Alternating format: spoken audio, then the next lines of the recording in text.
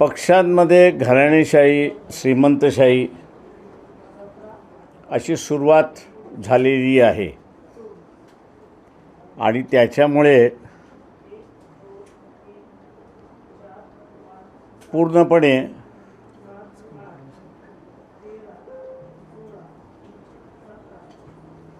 संघटना आणि राजकारण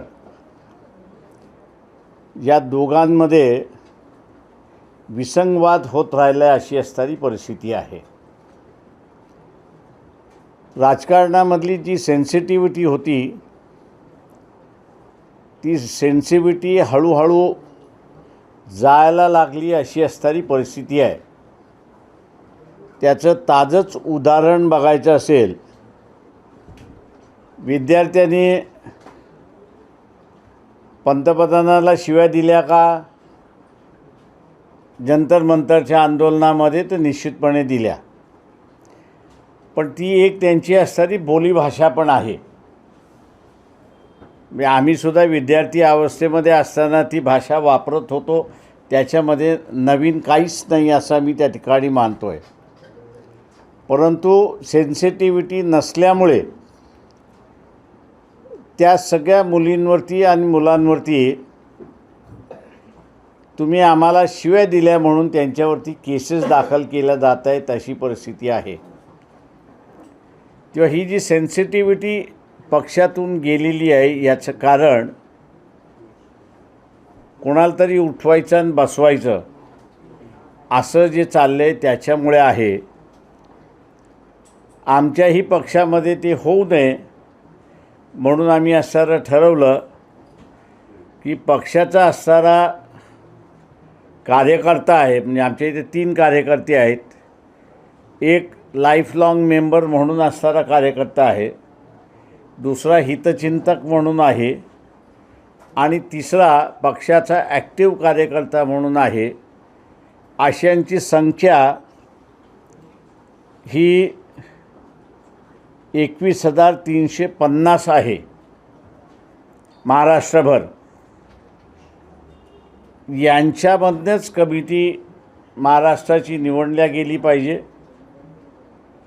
अध्यक्षही निवडला गेला पाहिजे आणि म्हणून आज असणारं निवडणूक आम्ही असणारं पार पाडली. 30 तारखेला काही महाराष्ट्राच्या भागामध्ये जोरदार पाऊस होता आणि म्हणून मतदानावरती परिणाम झाला अशी असणारी परिस्थिती आहे. एकंदरीत 9,000पर्यंत मतदान झालं अशी परिस्थिती आहे. मतदानाची काउंटिंग ह्याच ऑफिसमध्ये चाललेली आहे. आम्हाला असं वाटत होतं की 5 वाजेपर्यंत असणारं काउंटिंग पूर्ण होईल, परंतु काउंटिंगचाही अनुभव, मशीन दाबण्याच्या फिगर आले किती ते नोट डाऊन करा, या सगळ्या प्रथेमुळे मतदान हे काउंट करावं लागतं. मतपत्रिकेवरती मतदान हे असणारं बरोबर आहे का की बाद आहे याचंही त्या ठिकाणी बघावं लागतं आहे. आणि म्हणून अनट्रेंड माणसाला आम्ही ट्रेन करत असणारं ते काउंटिंग त्या ठिकाणी करतो आहे. मला वाटतं अजून 3 तास लागतील पूर्ण रिझल्ट यायला. परंतु एकंदरीत आम्ही असं म्हणू की महाराष्ट्राच्या राजकारणामध्ये आणि देशाच्या राजकारणामध्ये पक्षाच्या इंटरनल निवडणुका झाल्या पाहिजेत. त्या निवडणुका होतील असं आम्ही असणारं गृहीत धरतो. कारण का बऱ्याच पक्षाने कसं चाललं आहे आणि तुम्ही कसं हे सगळं घडवलं याची असणारी माहितीसुद्धा त्या ठिकाणी विचारतात आहेत. इंटरनल लोकशाही आली तर मी असणारं म्हणणार आहे की हा जो सेन्सिटिव्हिटीचा भाग जो आहे तो मिसिंग आहे. तो मला वाटतं पुन्हा सामाजिक राजकीय कारणामध्ये क्षेत्रामध्ये येताना आपल्याला असणारं दिसेल आणि ज्या पद्धतीने इनसेन्सिटिव्ह माणसं सत्तेवरती बसली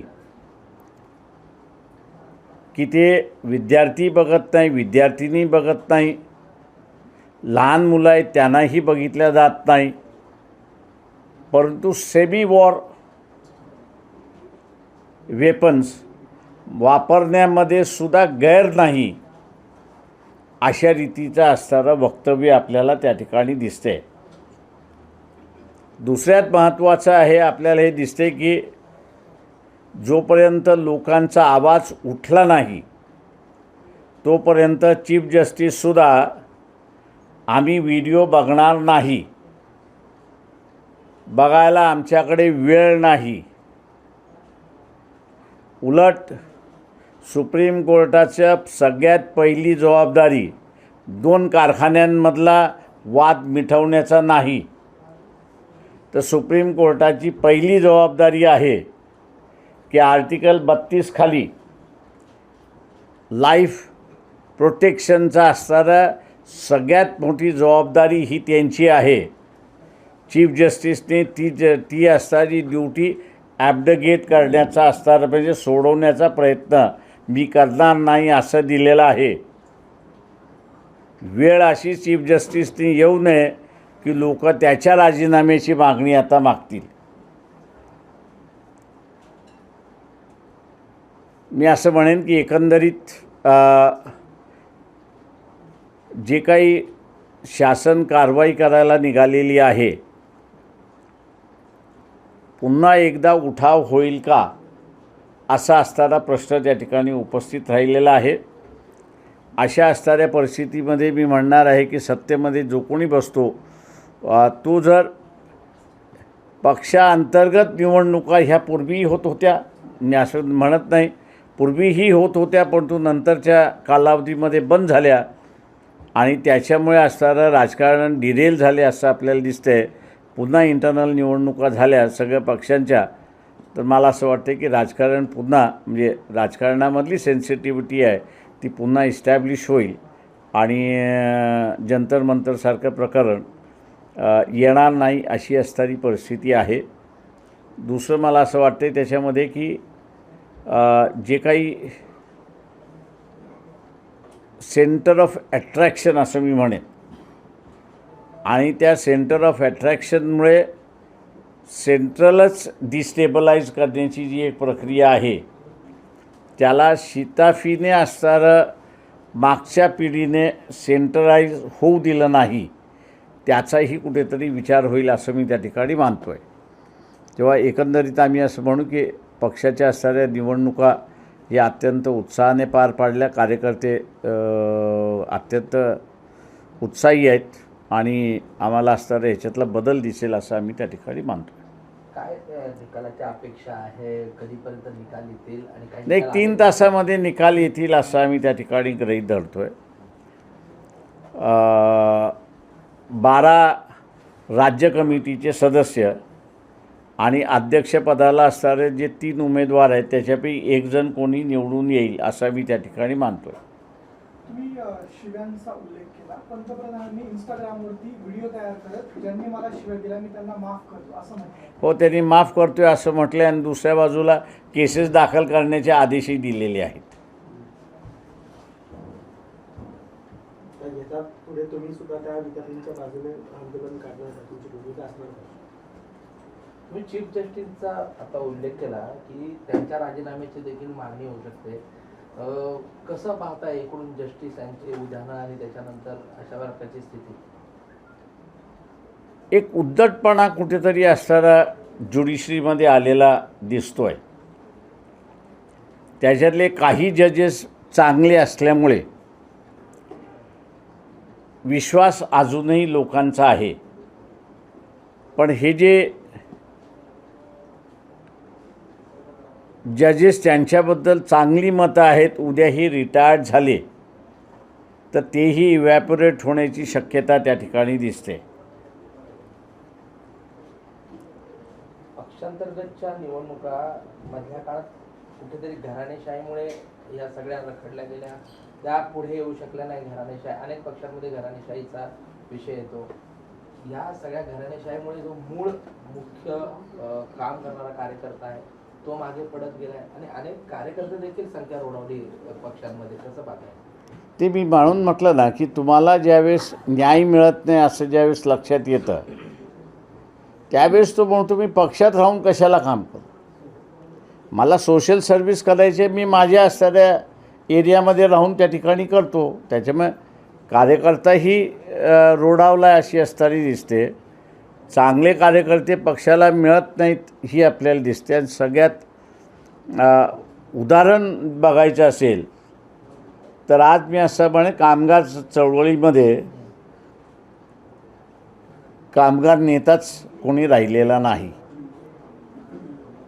वंचित ही परंपरा आता कायम ठेवते.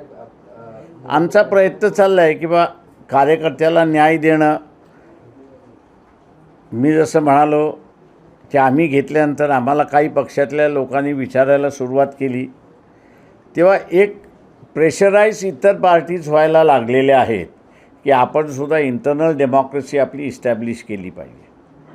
तुम्ही सुरुवातच बॅलेट पेपरवरून केली. मशिनरीवर डायरेक्ट मतदान नाही आहे, बॅलेट पेपरवर तुम्ही मतदान घेतलेलं आहे. हा मुद्दा देखील खूप प्रकर्षाने काही दिवसात पुढे येईल असं वाटतंय. माझं आजही म्हणणं आहे की ममता बॅनर्जींनी माझं जर ऐकलं असतं तर तिचं पानिपत झालं नसतं. आजही माझं म्हणणं आहे कर्नाटक आहे आणि आंध्र प्रदेश आहे की जे दोन नॉन BJP गव्हर्मेंट आहेत हे आजही माझ्याबरोबर बसले तर असेंब्ली इलेक्शन बॅलेटवरती कशा घ्यायच्या कायदेशीररित्याने हा मार्ग मी त्यांना दाखवू शकतो. पण मुळात त्या मुख्यमंत्र्यांना त्यांच्या पक्षाचे प्रमुख यांनी तो होकार दिला पाहिजे की बॅलेटवरती आणता येतं आणि मी त्यांना मग दाखवतो की बॅलेटवरती कसं आणता येईल. त्याला इलेक्शन कमिशन आड येऊ शकत नाही. विरोधक देखील उत्सुक आहेत का, म्हणजे ज्या पद्धतीने बॅलेट पेपर जातात? विरोधी पक्ष राहिला असेल तर ना, म्हणजे ह्या ज्या विद्यार्थ्यांच्या आंदोलनामध्ये जोपर्यंत मी जात नव्हतो दिल्लीला तोपर्यंत कोणीच त्यांना बघायला गेलं नव्हतं. आणि त्याच्यानंतर जी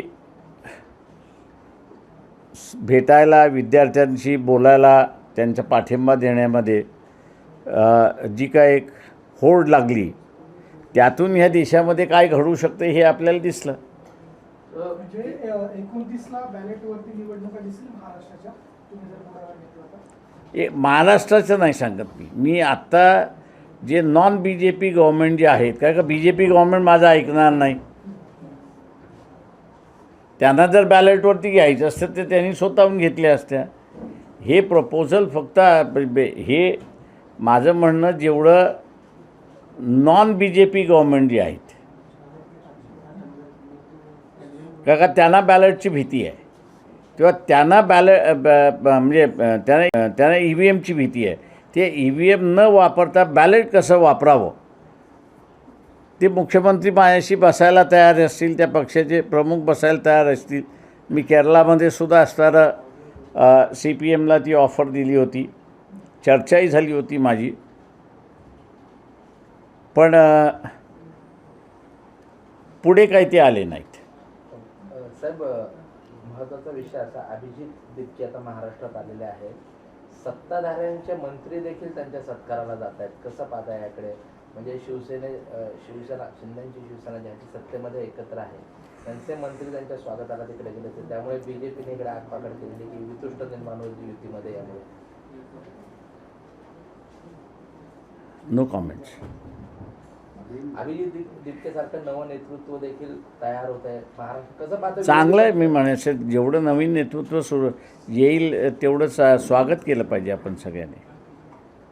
नव्याने राजकारणात अशा तत्वाने गरजेचं आहे. ते शेवटी असं आहे की सोशिओ पॉलिटिक्स आणि इकॉनॉमिक पॉलिटिक्स हा पार्ट ऑफ लाईफ आहे. त्याला वगळून तुम्हाला चालणारच नाही. राजकारण वाईट आहे असं जे आर एस एसचा जो प्रचार आहे, पण सगळेच आर एस एस आज सत्तेवरती बसलेत ना. सर हिंदी में जाना सर एकीकडे पंतप्रधान नरेंद्र मोदी म्हणतात की मला तुम्ही शिवाय दिले मी तुम्हाला माफ केलं, मात्र दुसरीकडे त्यांच्यावर गुन्हे दाखल सुरुवात झालेली आहे. असे जे विद्यार्थी आहेत, असे जे आंदोलक आहेत, त्यांच्या पाठीशी तुम्ही कसं उभं राहणार आहात आणि वकिलाची फोर्स त्यांच्यासाठी तुम्ही उभी करणार? ते आम्ही असं जेवढी आमची ताकद आहे त्या ताकदीने आम्ही त्यांच्या पाठीमागे उभे राहू. पण शासनाला एक वॉर्निंगही देतो. तुम्ही जस्ट वाचलात, तो राग काही शमलेला नाही. पुन्हा जर संधी दिलीत या यंगर जनरेशनला, तो उकडून फेकल्याशिवाय राहणार नाही, एवढं लक्षात घ्या. त्याच्यामुळे आम्ही मुख्यमंत्री आहोत, आम्ही प्राईम मिनिस्टर आहोत, आम्ही मंत्री आहोत, हे पहिल्यांदा डोक्यातून काढलं पाहिजे. 5 वर्षानंतर तुम्ही सामान्य माणसात हे लक्षात ठेवलं पाहिजे. अभिजित ऍक्टिव्ह राजकारणात यावं असं वाटतं. येणे मी जसं म्हणालो की सोशिओ पॉलिटिक्स आणि इको पॉलिटिक्स हा पार्ट ऑफ लाईफ आहे, त्याच्यामुळे त्याला डावलता येणार नाही. सर हिंदी में रहना चाहेंगे. आज जिस तरीके से जो इंटरनल इलेक्शंस है वो हुए थे वंचित बहुजन अघाड़ी की, इसमें फिलहाल अब क्या स्थिति है? क्योंकि जिस तरीके से कहा जाता है कि पार्टी जो है संगठन से बनती है सर, इसी तरीके से आज जो इलेक्शंस किए गए हैं इसमें क्या नतीजे निकले हुए हैं? जिस तरीके प्रधानमंत्री नरेंद्र मोदी जी ने भी एक वीडियो संदेश जारी करे सर आपके. देखिए पिछले कुछ सालों में कोई भी पार्टी आप लीजिए, इन पार्टियों की कार्यकर्ताओं के पे कोई कदर नहीं थी. कार्यकर्ता आए और गए, फिर भी उसकी चर्चा नहीं हुई. परिवारवाद जो है ये पार्टियों में आ चुका है, धनवाद जो है वो पार्टियों में आ चुका है, और परिवार और धनवाद ने इस देश की राजनीति का, सामाजिकरण का पूरा बेड़ा ख़त्म कर दिया. ऐसी एक परिस्थिति है. डेमोक्रेसी अगर बचानी है इस देश में, तो पॉलिटिकल संगठन जो है, उन पॉलिटिकल संगठनों में इंटरनल डेमोक्रेसी, पार्टी डेमोक्रेसी आना ज़रूरी है. जैसे ट्रस्ट है उनमें अपनी डेमोक्रेसी चलती है, उनको इलेक्शन लिए बिना उनकी कमेटी बदलती नहीं, और एक तरीके से कॉमन लाइफ जिसको हम कहते हैं, मिलजुल के ज़िंदगी जीना है, वो वहाँ पर सिखाई जाती है. वैसे ही राजनीति में होनी चाहिए, ऐसा हम लोग कहते हैं. पार्टियों में इंटरनल डेमोक्रेसी आनी चाहिए और हमारे पार्टियों में भी इंटरनल डेमोक्रेसी को जगह होनी चाहिए. इसलिए हम लोग ने तय किया कि इलेक्शन होना ज़रूरी है वक्त पर, और हम लोग जो है वो इलेक्शन ले रहे हैं. महाराष्ट्र कमेटी के 12 सदस्यों के लिए इलेक्शन हो रहा है और अध्यक्ष पद के लिए इलेक्शन हो रहा है पहले फेज़ में. बाकी के फेज़ में जो है जिला कमेटी है, बाकी के कमेटी जो है उनके भी इलेक्शन होंगे. लेकिन एक इलेक्शन, इंटरनल पार्टी इलेक्शन के माध्यम से ये देखा जा रहा है कि कार्यकर्ता बहुत उत्साही है और उसको अब लग रहा है कि हमको न्याय मिलेगा, या जो हमारी क्षमता है उसको दूसरा कार्यकर्ता पहचान के एक मौका देगा, ऐसा उसको लगता है.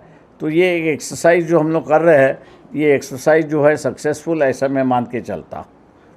दूसरा जो एक अनुभव आया है कि पिछले कई सालों से, 2004 से कहिए आप, कि हमको आदत बटन दबाने की लगी थी, और एक बटन दबा दिया तो पूरी टोटल आती थी.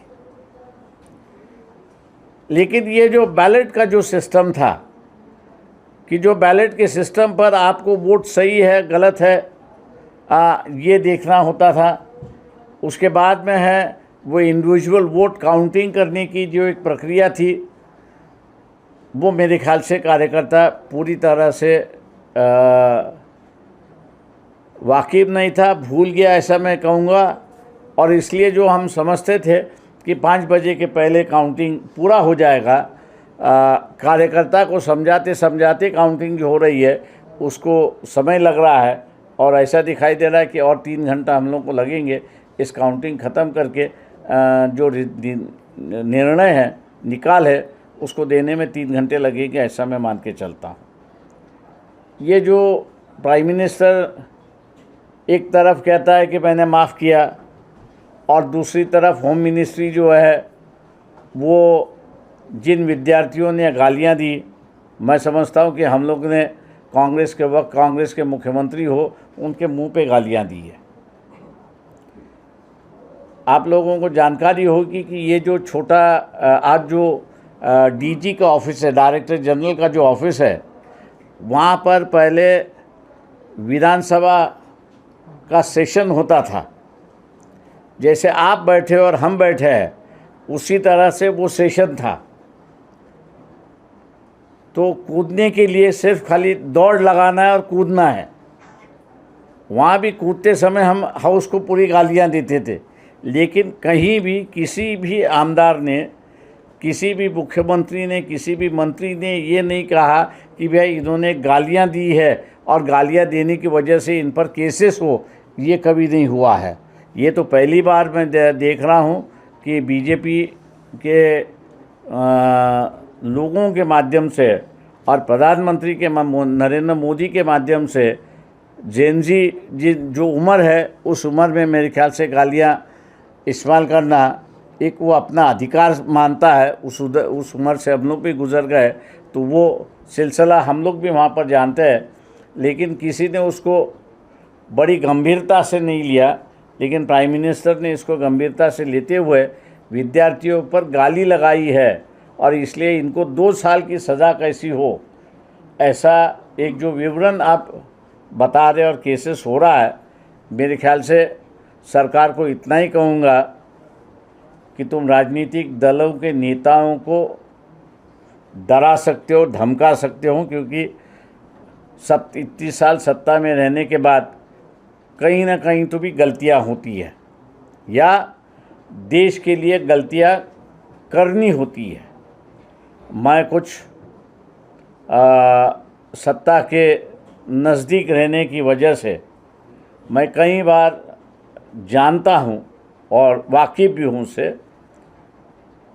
कि कुछ बार आपको गलत काम भी करना होता है, वो अपने फ़ायदे के लिए नहीं लेकिन देश के फ़ायदे के लिए होता है। ऐसी एक परिस्थिति है, उसका ही फ़ायदा ये सरकार उठाकर उन नेताओं को, उन मंत्रियों को जो है धमका रही है और डरा रही है, और इसलिए वो सरकार के खिलाफ़ कुछ बोल नहीं रहे। ऐसी एक परिस्थिति है।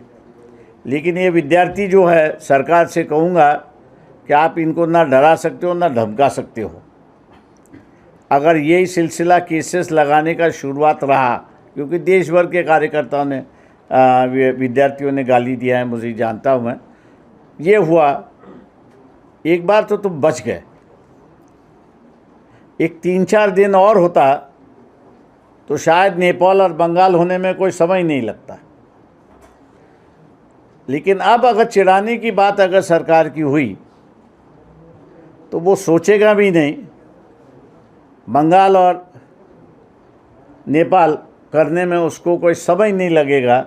इसलिए अपनी जान बचाने के लिए सरकार ने ये जो केसेस करने का जो सिलसिला शुरुआत किया है उसको रुकवा दीजिए, नहीं तो आप इसको फेस नहीं कर पाओगे। ऐसी एक परिस्थिति है।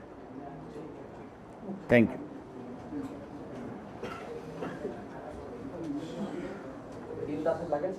हाँ 3 तास लागेल। 12 कमिटी, 12 कमिटी सदस्य आणि एक अध्यक्ष महाराष्ट्र प्रदेश। महाराष्ट्र प्रदेश अध्यक्षासाठी 3 उमेदवार आहेत। एक सोमनाथ साळुंखे आहेत, ते अनिल जाधव आहेत आणि तिसरे राजेंद्र पातोडे आहेत।